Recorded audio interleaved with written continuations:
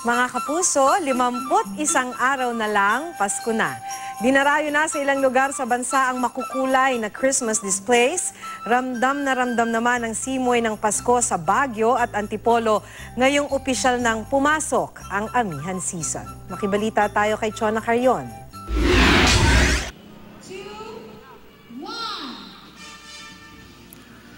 Nagsimula ng magningning ang Ayala Avenue, Makati City. Iba't ibang hugis ang nagpailaw sa 3 kilometrong kalsada. Ang mga napapadaan dito, nabubusog ang mga mata sa mga kumukuti-kutitap na Christmas display. Ang sikat na game app na Pokemon Go naman ang tema ng Christmas Village sa Baguio City. Mapapag-gata catch them all ka sa mga nagkalat na Pokemon tulad ni na Pikachu, Bulbasaur at iba pa.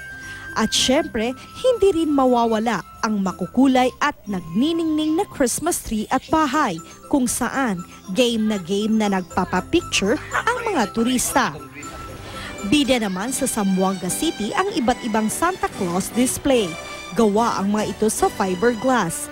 Ibinebenta ito mula 50 hanggang 5,500 pesos.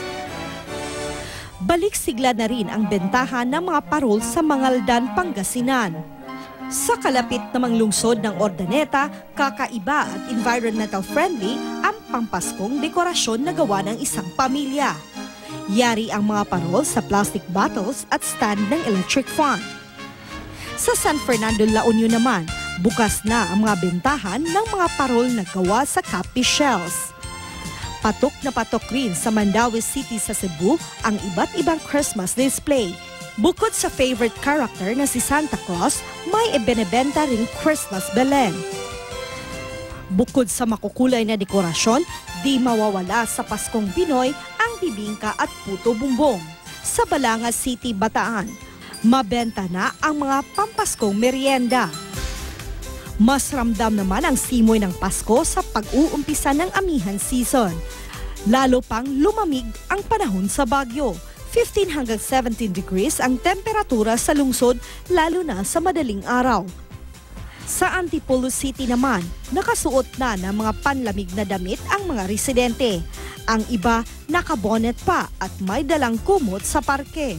Chona Carrion, Nagbabalita, Pilipinas.